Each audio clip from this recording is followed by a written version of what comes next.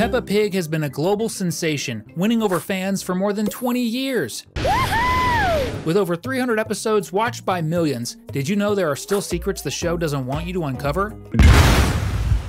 Have you noticed that Edmund Elephant, Emily's younger brother, is surprisingly intelligent for his age? Well, there's a theory suggesting that he's not really a baby elephant, but an adult in disguise. Think about it, Edmund could be a spy, using his small size and childlike appearance to investigate secrets in Peppa's town. But how would this be possible? The theory claims he might have been a brilliant inventor who discovered the elixir of youth, or someone who transferred their mind into a child's body. It makes a lot of sense. He has advanced knowledge of science and uses sophisticated words like an adult, which is unusual for a child, not because they're incapable, but simply because they haven't had enough time to acquire so much knowledge.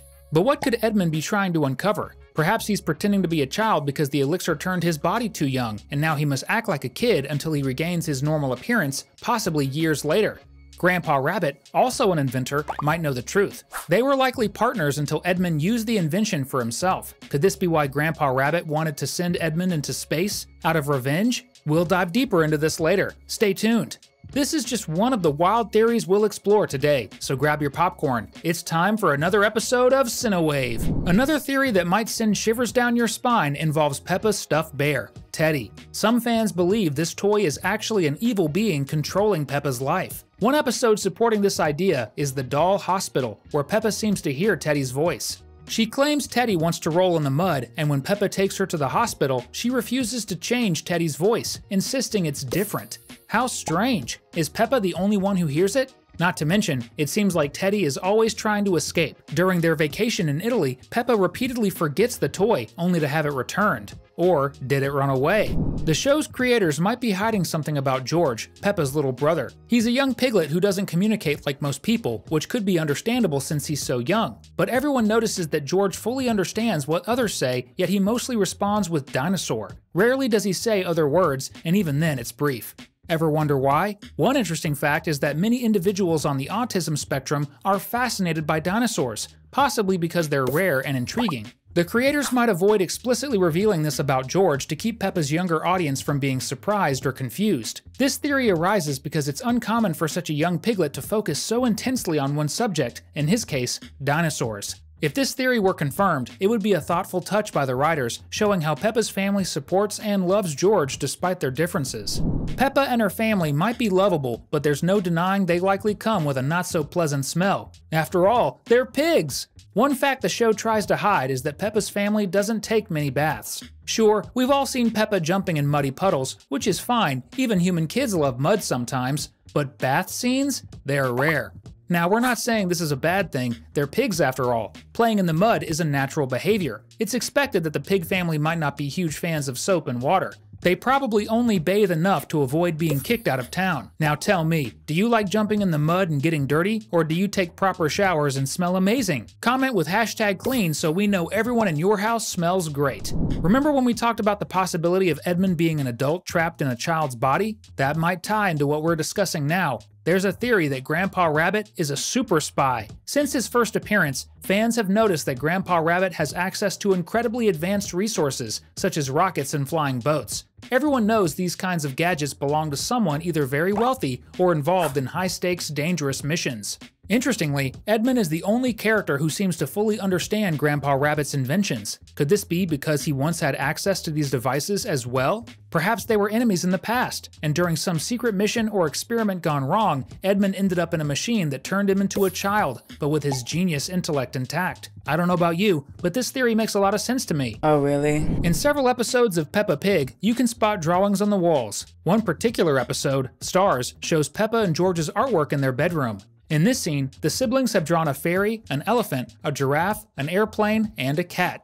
But if you look closely, you'll notice something strange. All the animals in the drawings are mammals walking on 4 legs instead of 2.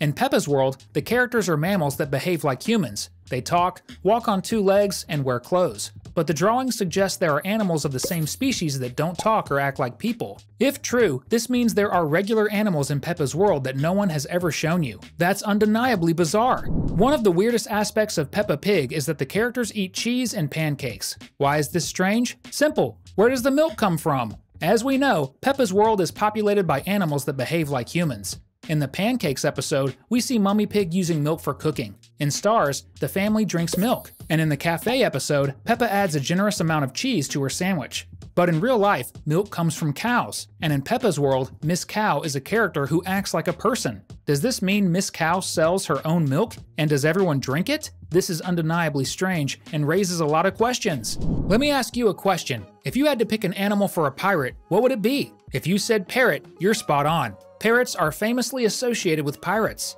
In Peppa Pig, this connection is clear. Pirate Redbeard, who appears in a few episodes, has a red parrot. But if this is true, could it mean that Grandpa Pig wasn't just a sailor, but a pirate too? Grandpa Pig owns a parrot named Polly, which might be a clue about his secret past. After all, sailors don't usually have parrots, but pirates certainly do. Think about it with us. Grandpa Pig is a retired sailor who lives in a small town far from big civilizations. He adopts a type of bird that sailors who have done wrong often admire. But why? Could it be that he has always been fond of this kind of bird, or is it possible that he did something terrible in his past?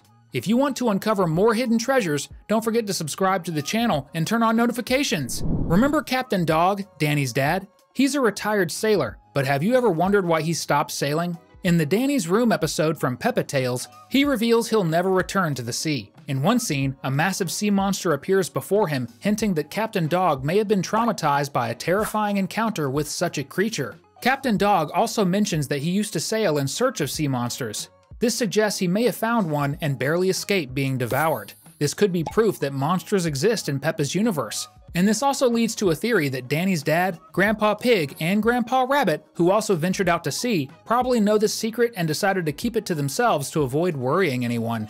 My disappointment is immeasurable, and my day is ruined. There's an episode of Peppa Pig that references another hugely popular show, Bluey. The Easter egg is the Pass the Parcel game. In Bluey, Lucky's dad tries to restore the game to its original form, where only one child wins a big prize. In Peppa Pig, during Edmund's birthday party, the kids also play Pass the Parcel. But instead of having no reward in some layers, as Lucky's dad wanted, each layer contains a medal for every child.